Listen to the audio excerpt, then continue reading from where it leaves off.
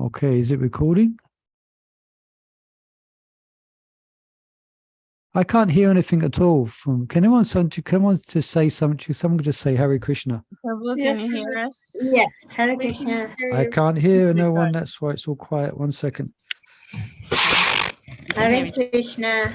Okay, now I can hear. That sounds better. Now I can hear some human interaction coming from the other end. Very good. Hare Krishna.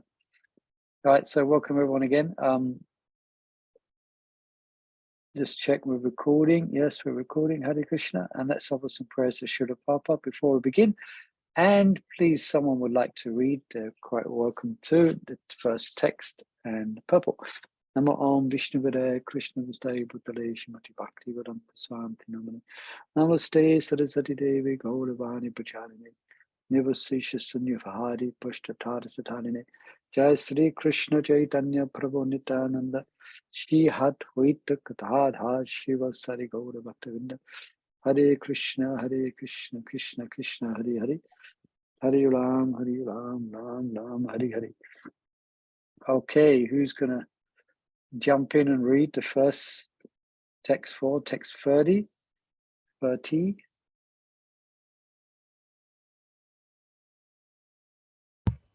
I will read. Okay, go ahead, Madhalavanga. Thank you. Yeah. Savepi Adiya Gavido Yagnak Sapita Kalmasa Yagnas Sistamirta Pujo Yanti Brahma Sanatanam. Translation.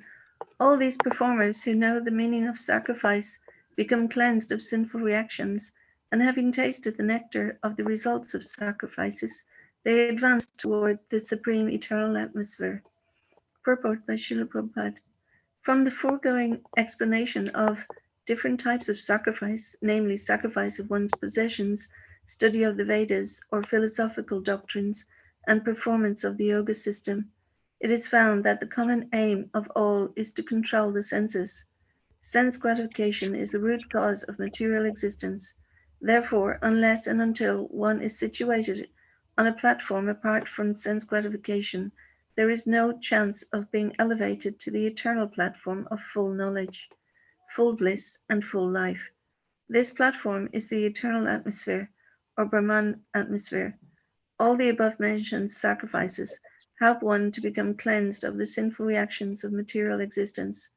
By this advancement in life, not only does one become happy and opulent in this life, but also at the end, he enters into the eternal kingdom of God, either merging into the impersonal Brahman or associating with the Supreme Personality of Godhead, Krishna.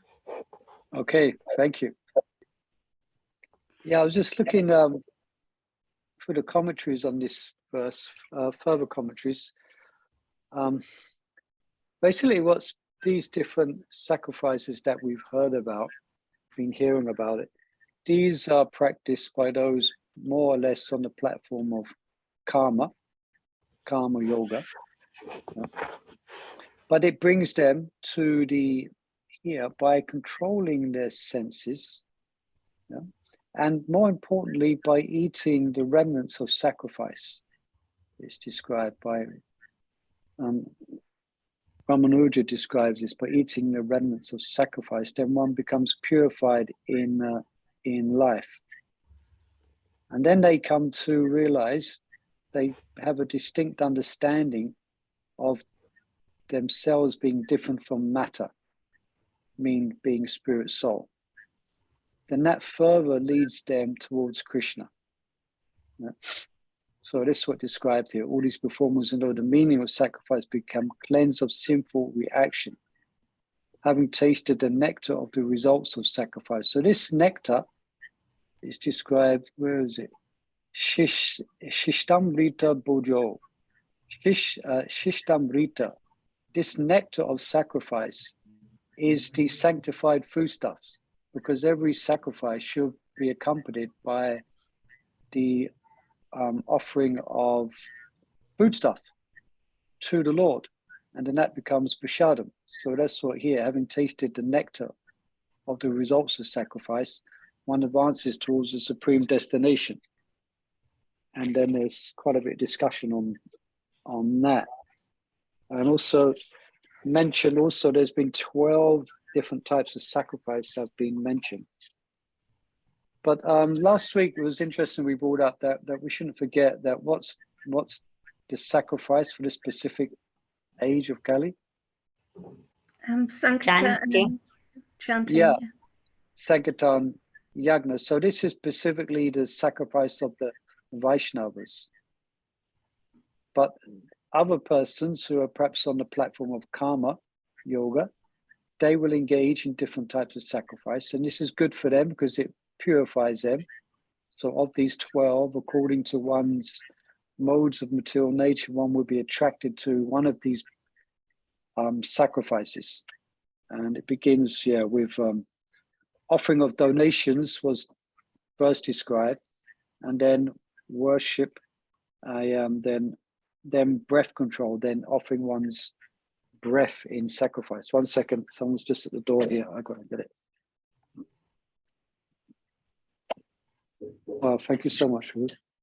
Hare Krishna. Sorry, Andy just gave me a book I was asking for. Anyway, Hare Krishna, that's enough for me for now.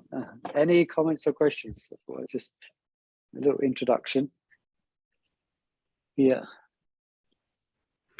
Prabhu, I was thinking that it says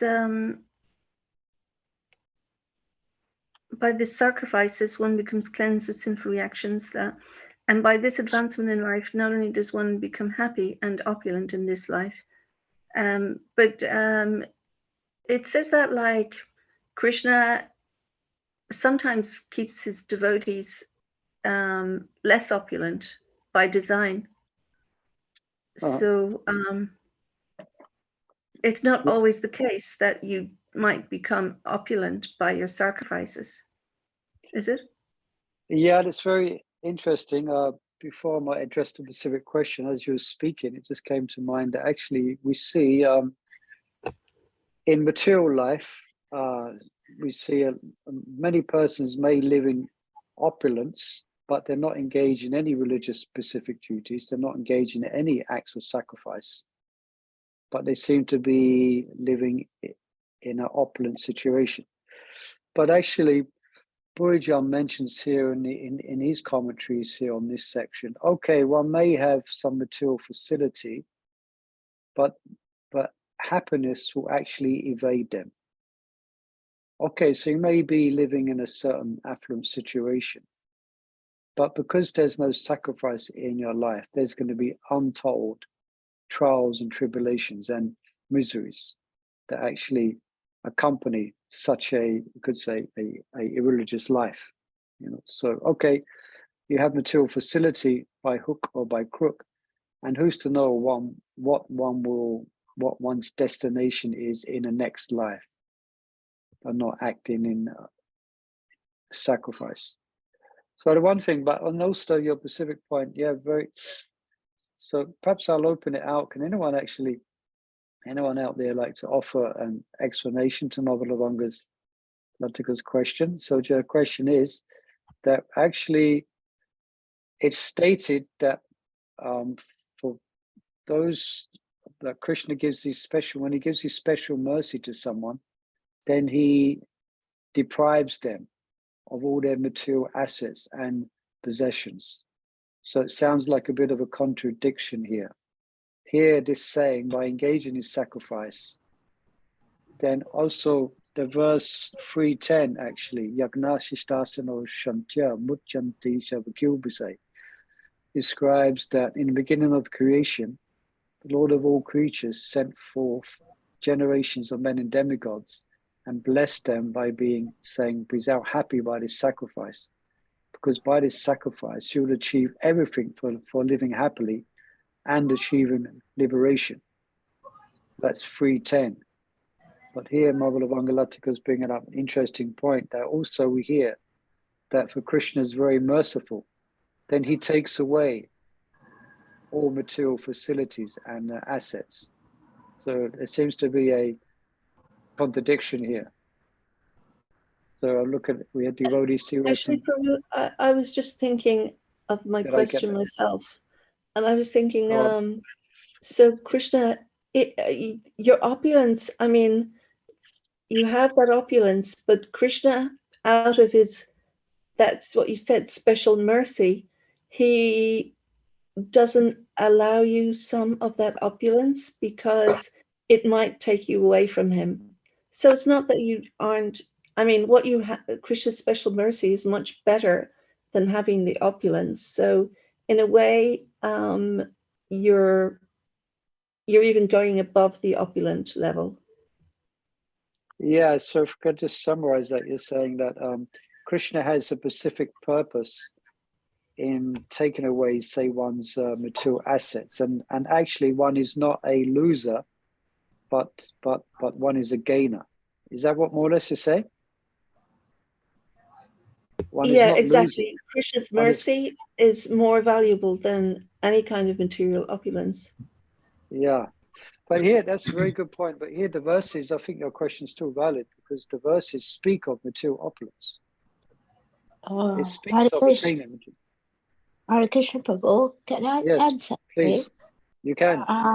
Yeah, I was just sorry for my nose voice. It's okay.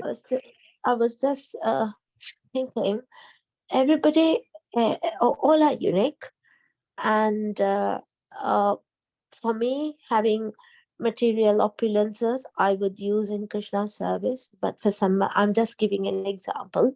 But somebody may not use it fully.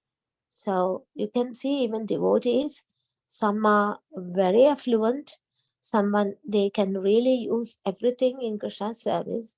At the same time, some are really power stricken, you could say. So Krishna knows what is good for whom.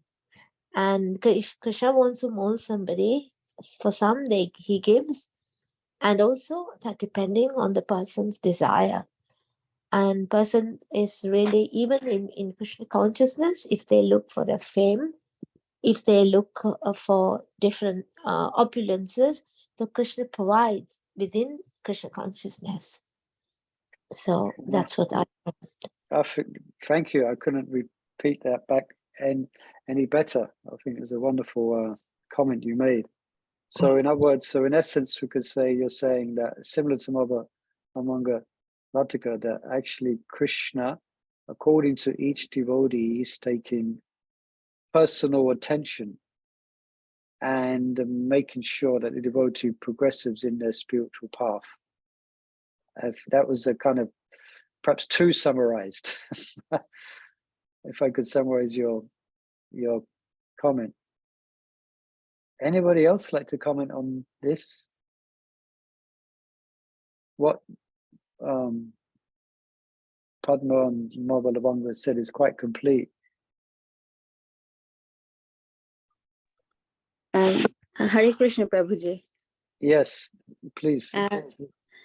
I think for a devotee, if like Krishna, if someone else, for others, I mean, for a devotee, if they are living living their life in a bare minimum way, and for someone else might think that, oh, that person is a devotee but still living in a very poorly condition.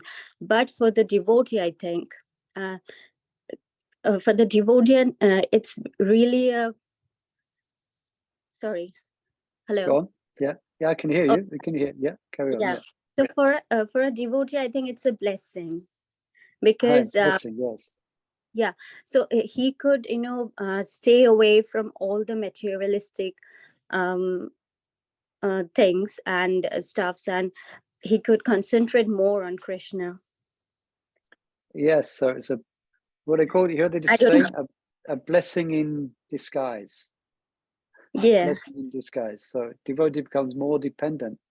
Well, that's that verse that describes that in the Prabhupada in his humility would refer to himself. There's a verse, I forget the Sanskrit, if anyone knows it can say that for those who are especially merciful, for those to whom I am especially merciful to, I take away all their material opulence, and they have nowhere to turn. other than the shelter of my lotus feet. So that's, Yeah. and Prabhupada would quote that verse in reference to his so-called quote unquote material life and business, which all collapsed, leaving him no other option but to take up the mission of his spiritual master. But yeah, this is a very wonderful point as well, a very good point. But I was thinking from another perspective, I remember my spiritual master was explaining this verse, Tat Shanam Shahai, something like that in Sanskrit. Please forgive me for Tat Shanam Shanai. That actually this taken away everything from a devotee, that doesn't generally happen.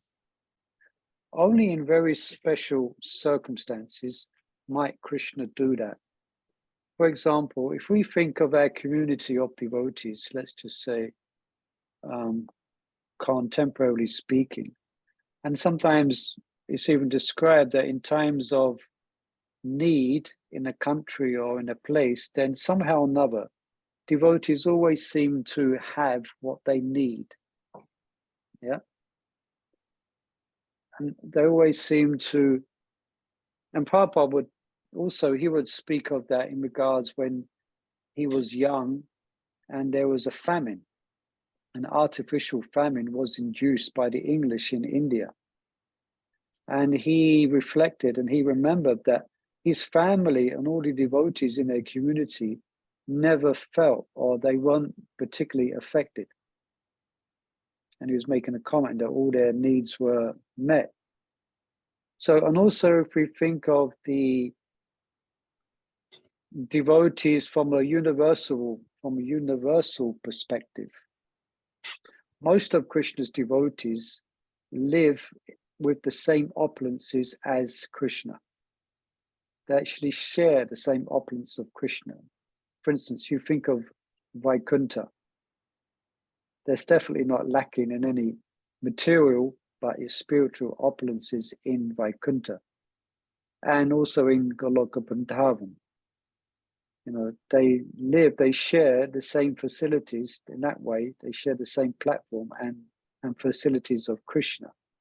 So from that, my point I'm making here is that generally, that mercy, that special mercy, I think, as it was just mentioned as well by devotees were commenting, that's for specific circumstances, for specific devotees.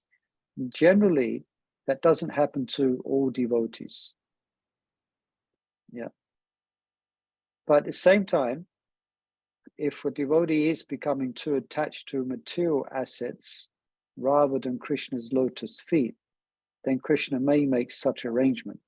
But the point I'm making, again, but going back to Mother Lavangalatika's original question, which she gave a good comment to as well, is that generally that is not the general practice of Krishna.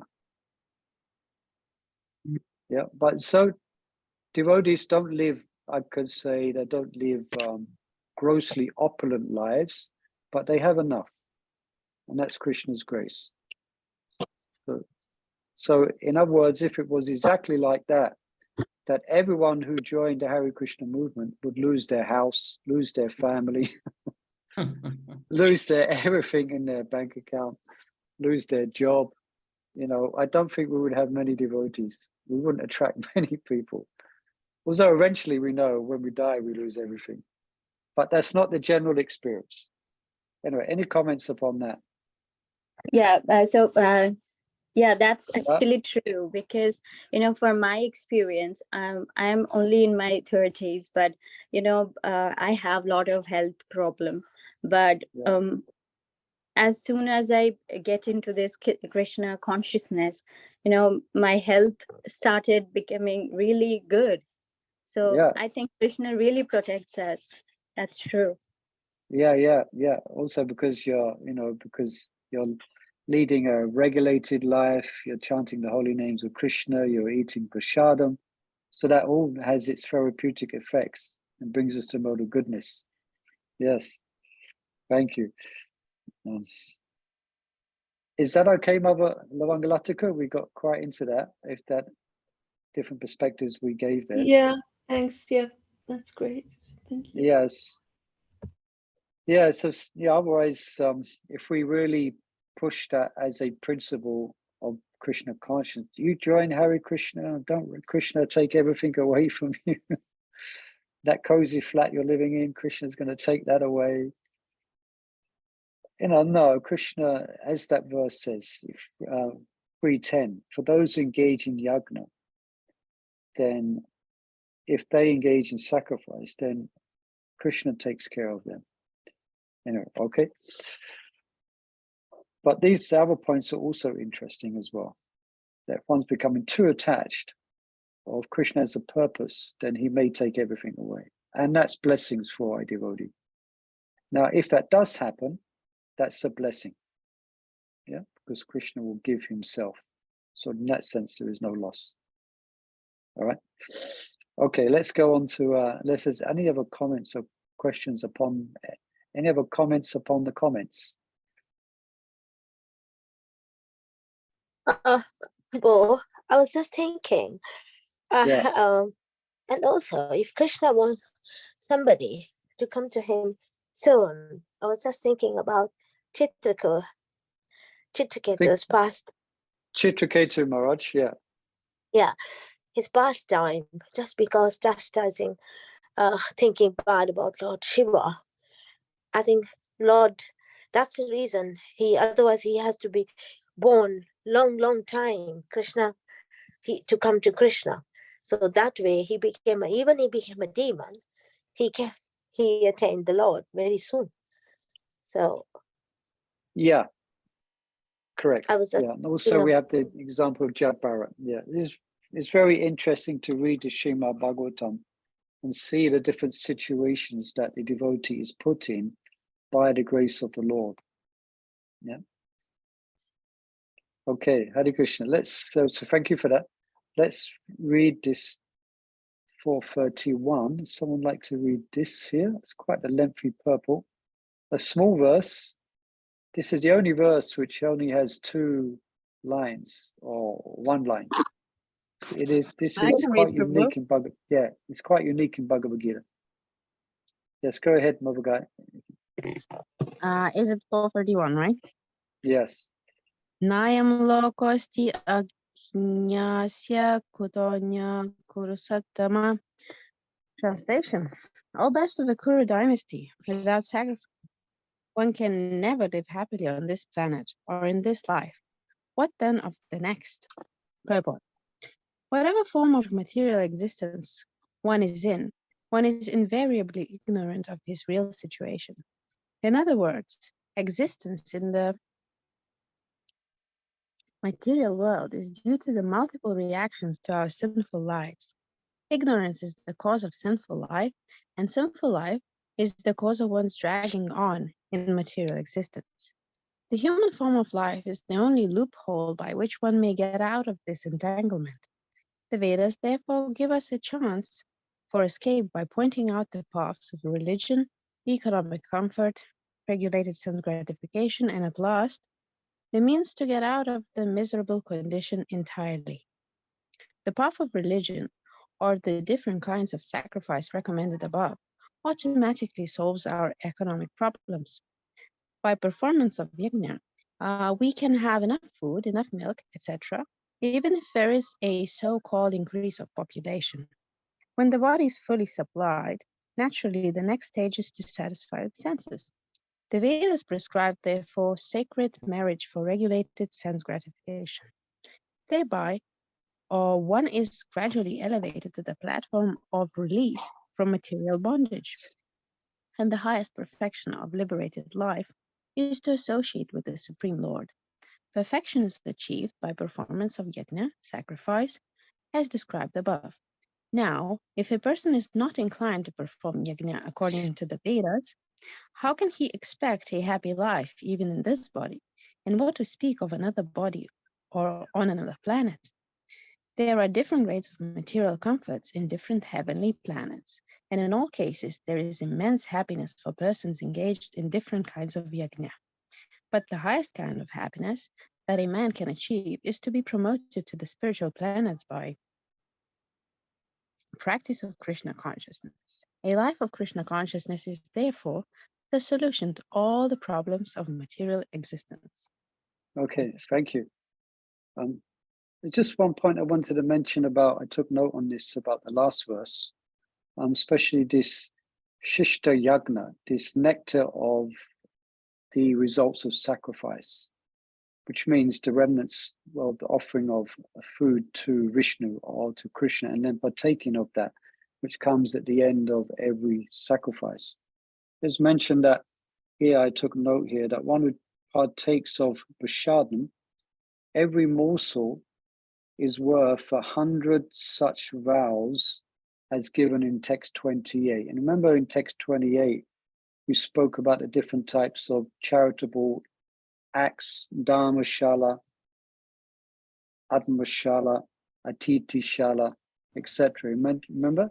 Vidya, Pita, these different charitable acts.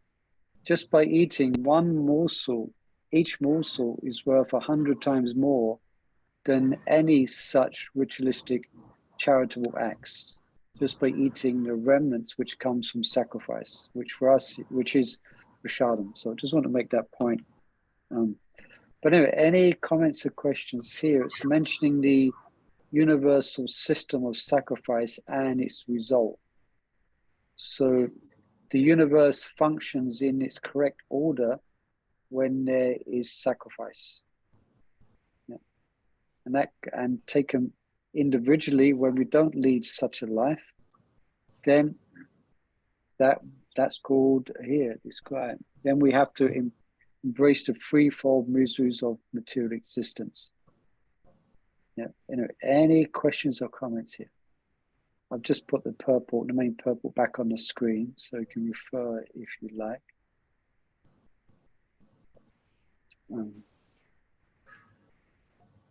Yeah, let's just have a look here.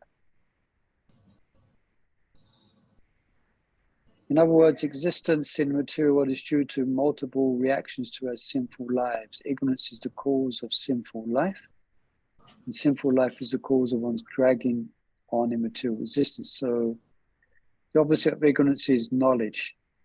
Yeah. The human form of life is the only loophole. It's also mentioned in the commentaries as well, to get out of disentanglement. Just going over the purple again.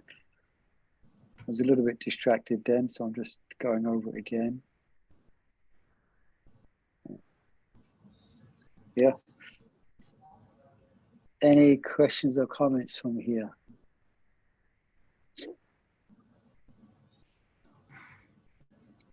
Yeah, I was just reading here, by the forms of yagna, we can have enough food, so this is again back on the point where he's mentioning Saha Yagna Pratishvidva Puruvaj Prajapati Anena Pratishtavyam Ekavost Kamaduk. So the everything is supplied. In forms of yagna, we can have enough food, enough milk, etc.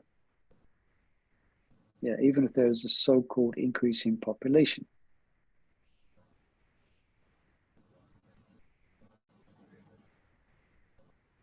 Okay. Prabhupada's making it quite clear here. I think we've covered it quite a bit, this section on yagna. But here, basically what's being mentioned here though is the results of not engaging in yagna, which we have touched upon. So that's being mentioned here. So without engaging in sacrifice, yagna, one cannot live happily on this planet or in the next. And I think we highlighted that as well. Yeah. What then on this? One can never live happily on this planet or in the next life. What then to speak of the next? Okay. Let's read text 32. Anyone would like to read? I can. Go ahead. Evam bahuvida yagna vitata brahmano mukhe karmajan vidditan sarvan evam gnatva vimokshase. Translation. All these different types of sacrifice are approved by the Vedas, and all of them are born in different types of work. Knowing them as such, you will become liberated. purport. Different types of sacrifice, as discussed above, are mentioned in the Vedas to suit the different types of worker. Because men are so deeply absorbed in the bodily concept, these sacrifices are so arranged that one can work either with the body, with the mind, or with the intelligence. But all of them are recommended for ultimately bringing about liberation from the body.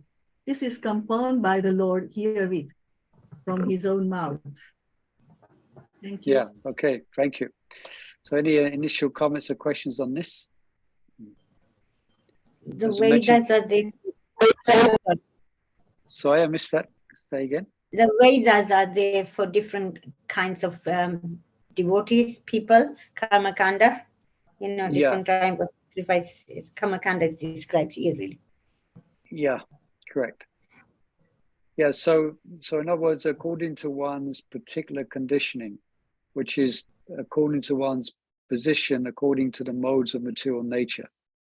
So that's what's going to dictate their specific type of sacrifice, which they should be attracted to if they're pious. Yeah. So in other words, I'm just reading some comments here. So the influence of the modes, and it's not the influence of the modes presently, but also the impressions from previous lives as well. So someone may be attracted to Ashtanga, to the sacrifice of Ashtanga yoga, as we read, to breath control. So another will perform sacrifice through yagnas, another one will sacrifice their wealth. We read about that as well. Yeah. So they seem different, which they are, according to the modes of material nature, they are different, but actually the goal is the same. The goal is to become free from sinful reactions, yeah, and to be situated in knowledge, because from these yagnas comes transcendental knowledge, and Prabhupada mentions here. But all of them are recommended for ultimately bringing about liberation from the body. So that's ultimately liberation, or ultimate not. That means to realize you're not the body and then achieve liberation. So there are different yagnas, but the point of engaging yagna is to come to the point of being liberated from the material condition of life. Yeah. So they lead to the same goal. They should do, if they're done with knowledge, lead to the same goal. So that goal, what's the title of this chapter? Transcendental knowledge. Yeah, you got it. Yeah. So that's why these different yagnas are being described, because these are practiced by persons according to their previous impressions from previous lives and their specific covering of the modes of material nature. But let's not forget the purpose of it. The purpose of it is to become free of sinful reaction and to obtain transcendental knowledge. So it's the transcendental knowledge which frees one from material life. Even though one is within the material world, one is working within the material world. Just like Arjuna, he is not being advised to give up, he's being advised to stay in his position.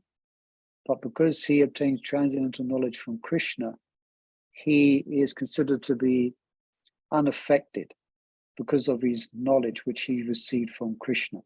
So he's doing it as a sacrifice for Krishna. Yeah. So that's what he described also, that's what human life is meant, that's what it's actually meant for, is to advance in spiritual life. But most materialistic persons do not get this. They think life, or the human life, is meant for accumulating more material assets, for accumulating more stuff, for more money, for more adoration, for more distinction. But that's not the purpose for human life, is to make spiritual advancement. Yeah. To make it, to advance in his spiritual life. Yeah? So I'm just reading some comments here as well. A man works and achieves the results as the fruits of his work. So what should you do with the fruits of our work? use it in Krishna's service, like when you Yes. work money in Krishna's service, buy fruits for Krishna, all sorts of things like Yeah, that. yeah. So this Serve is the, Krishna's devotees. yeah, correct. This is a yoga ladder, the first step. So one is attached to their particular, or they're using their particular material conditioning and their attachment to work fruitively, but they give some of the fruits. They give some of the fruits in sacrifice to Krishna, Vishnu. Yeah. Now, for one who does not make no offering, for one who doesn't make no offering, neither wealth nor their ability, nor if they have some skills, they don't offer that to Krishna. They have some intelligence, they don't offer that to Krishna. They don't offer their mind, their body to Krishna. They're simply living a life of a selfish life. Everything they do is for them and them only, or their own extended self in the form of the family. Nothing is for Vishnu. So that's why there's a verse coming, a verse that's mentioned that such persons live in vain. Yeah. What was the actual, yeah. That means anyone knows what living in vain means. What's the point? Yeah. And just reading here, modern man attempts to find happiness without performing sacrifice. His sense enjoyment may increase, but as we mentioned, but happiness eludes him. Just like we see, like I'm in New York at the moment, and the temple was in quite a prestigious place in New York. Well, it wasn't prestigious. Now it's become prestigious, I think, because Radha Govinda are here. Just as big high-rise, fancy hotels, all around, So it seems quite, okay, materially it seems quite advanced, but actually, are people experiencing contentment, happiness, and peace? No, they're not. It evades them. So it eludes them. It's described here. But being devoid of transcendental knowledge and condemned as a thief by the law of karma, so also they suffer in the next life. Yeah. So by not engaging yajna in this life, one is considered to be a thief by not respecting and not giving, not being grateful for what the Lord is providing and offering him back some of the fruits, either some wealth or whatever it may be. That has been described here. Any questions or comments on that?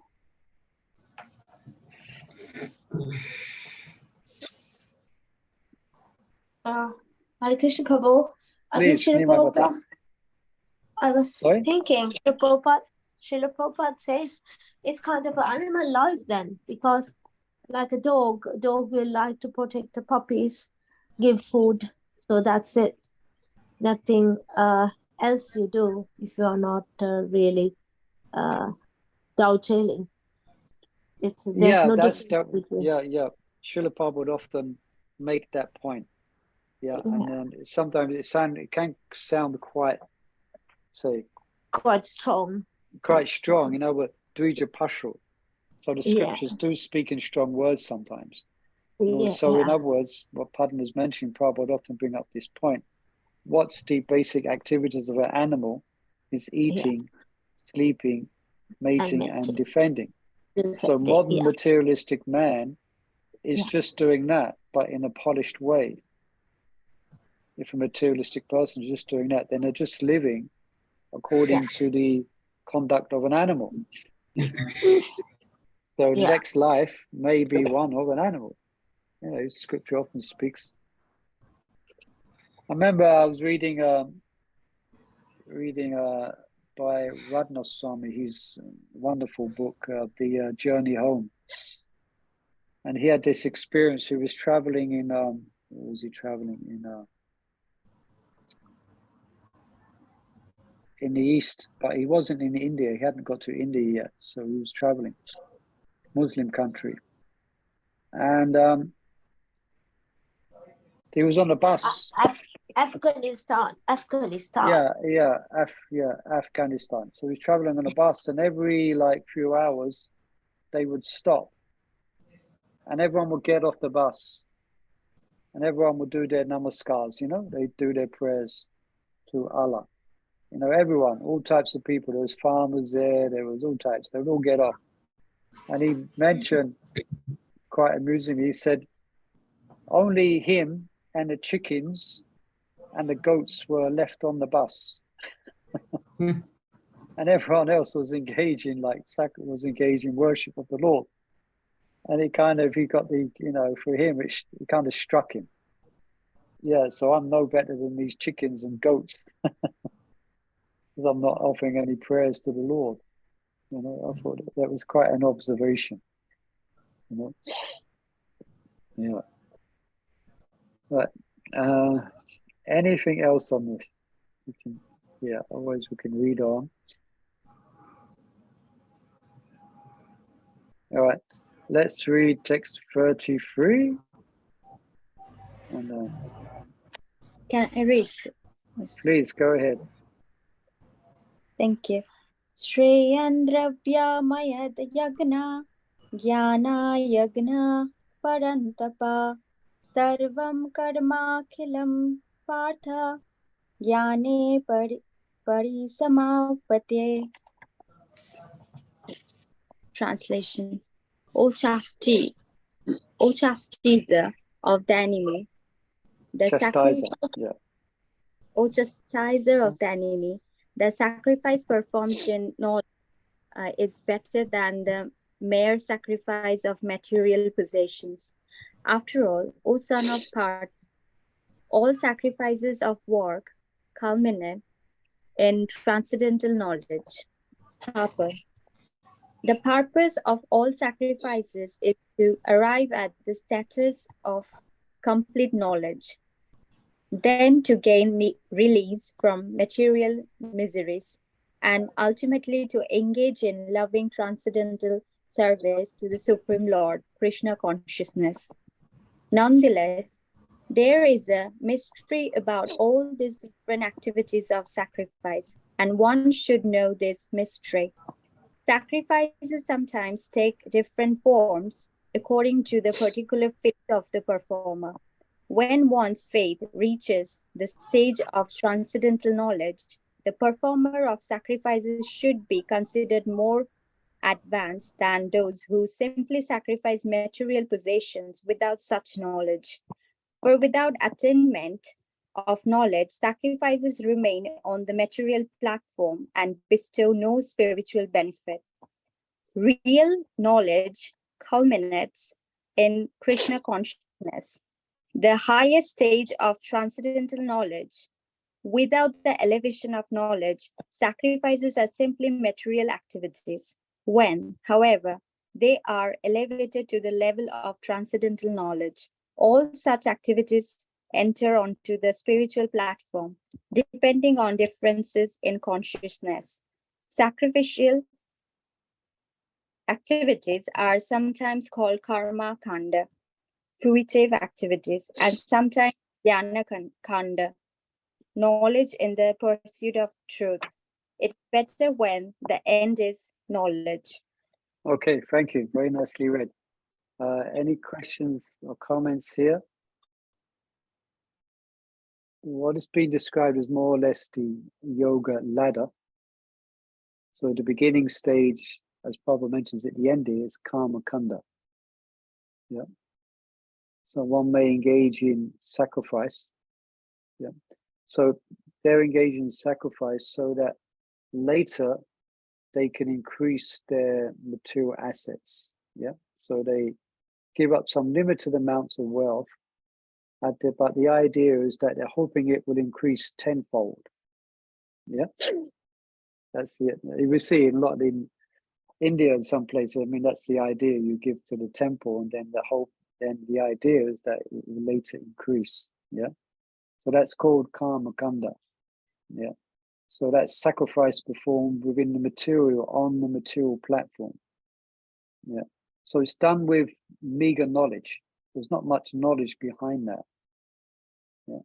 Knowledge, for example, that, knowledge, was, okay, you may get assets materially, but it's still going to keep you within the material world of birth, death, old age, and disease. So these karma kanda, it's not accompanied with transcendental knowledge. Yeah. So the transcendental knowledge that there's more, there's a difference between the body and the soul.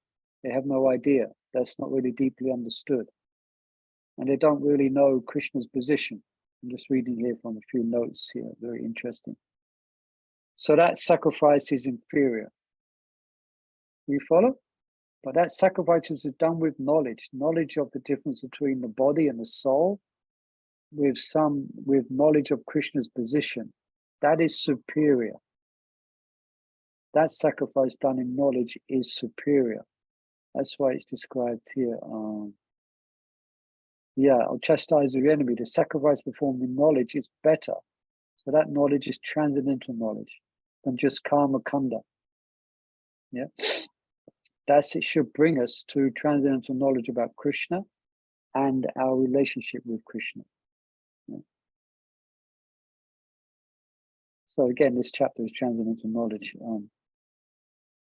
Any questions or comments on that?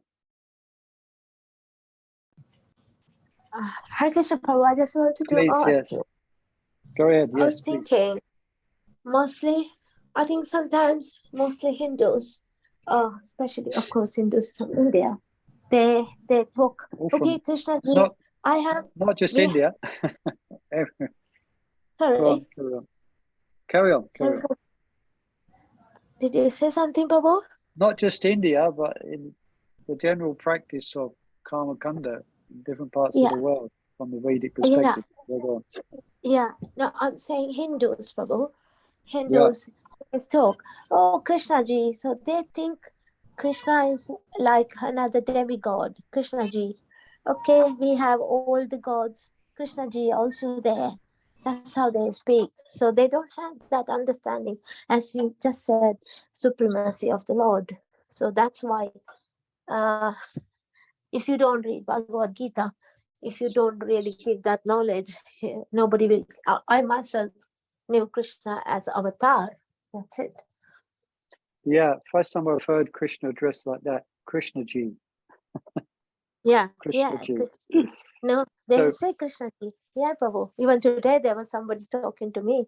She said like that. We have all the gods and Krishna ji is also there. Yeah, that's why I mentioned what you're speaking about. Again, we're speaking about the yoga ladder. Yeah. So that's Yeah. where a lot of people, at least from one perspective, they are engaged in some type of sacrifice, although it's karma kanda, although they're attached to the results and they're thinking they're calculating things materially. At least they're accepting the need to engage in some type of yagna or sacrifice towards the Supreme. Now, their concept of the Supreme may be limited, but at least that's something. They're making a start. But only if they actually come in touch with a devotee or with transcendental devotee who gives transcendental knowledge. So that's why what's the next level? Prabhupada mentions it here. So after karma kanda comes Jnanakanda. Dhyanakan. So in other words, those doing karma kanda, we mentioned this before as well, that in order to do their sacrifices correctly and properly at the right time, etc., they will need the advice of Brahmins. Yeah. Now the Brahmins, hopefully, traditionally, they will be situated in knowledge. So, for instance, the householder will go to the Brahmins, and the Brahmins traditionally, because of their knowledge and their kind of occupation, if you want, their knowledge, that they lead very simple lives. Their situation may be very simple, and they have detachment, which comes from knowledge. So then when a householder, he wants to perform a karma kandic activity for his, to get more wealth in the future. So he wants to go to the gods, make some sacrifice. Then he should, after some time, he should become a little bit curious. This Brahman, he lives very simple. It's a little hut, and I'm stressed out, and he's got no stress. He seems to be very peaceful, living very simply. So the idea is by that sangha, by association, he should start thinking, wait a minute, Mr. Brahman, why are you so peaceful? How can you live so simply? And then that devotee, then you will start giving him transcendental knowledge. Actually, your spirit soul, no matter how much material assets you have, you're going to have to experience birth, death, old age, and disease. Do you know there's more to, there's a soul? And then, see, that karma kanda has purified them because they're accepting the path of Vedic sacrifice. So then they begin to contemplate. So contemplation, that's called Jnana Yoga. That's called Jnana Kanda. So as Prabhupada says here, knowledge in pursuit of the truth, of the actual truth of our existential position in the material world. That despite what material assets you may get by yagna or not, it's not going to equate with happiness and peace. Yeah, you have to go further. You have to go further to Jnana Kanda. Yeah, and the goal of Jnana is, anyone could quote the verse, Bahunam Janaman Ante. One could finish that. Gnanvan mam prapadyante Vasudeva sarvamiti Samahatma Satulabha. So I think it could take many births that one actually comes to the goal of knowledge, is to realize that Krishna is the source of everything. Bahunam, and then they surrender to Krishna. Yeah. So that's why this verse, yeah, it's a very important verse actually. This was mentioned. Transcendental knowledge. Any questions upon that? Or anything further? What I do is, what I can try and do for tomorrow, let's see if I have time. Remember last week we spoke a little bit of this in answer to Prabhuji's question. I spoke a little bit about the different aspects of yoga and the transition going from karma kanda to jnana kanda. So I can perhaps touch on that a bit tomorrow because I think it's relevant here. If I get time to get my notes together on this. So now the next verse is quite an important verse. Some discussion might come from it. So I want to leave this verse for tomorrow, if that's okay with everyone. Text 434. Someone needs to mute there. Let me just mute Hare Krishna. Sounds like someone's dragging again. Hands across the table. Aspara. Hare Krishna. All right. Any final comments or questions? Because perhaps we'll stop here and we'll pick up tomorrow at 4:34. Can someone perhaps just in these 2 or 3 minutes we have left, someone just perhaps highlight what points we touched on today? What was the point? The question that Madhavanga Lataka asked in the beginning, and we had a discussion on that. What was the conclusion of that? Okay, putting you all on the spot here. Lord's mercy. Yeah, a bit more. The Lord's mercy. What was the discussion? Was Lord's mercy at our level and our conditioning. How the Lord our reciprocates. desire. Although Yeah. Krishna Right. takes away our opulence is a sign of very special mercy. Not all devotees will receive that mercy. Yeah, I mean, they will receive mercy, but it might not come in that form. Yeah, Yeah, exactly. they'll definitely receive it, might not come in that form. Yeah. And we highlighted the point that if we look objectively, we see that the devotees of Krishna throughout the different universal systems and in the spiritual world, they live, share the same opulences as Krishna to one degree or another. But as was also brought out as well, that the devotees are never the losers. If Krishna does see fit to take things away from the devotee, they actually obtain Krishna. So they obtain, so they don't feel they feel it was all worth it. Hare Krishna. Anything else we discussed today?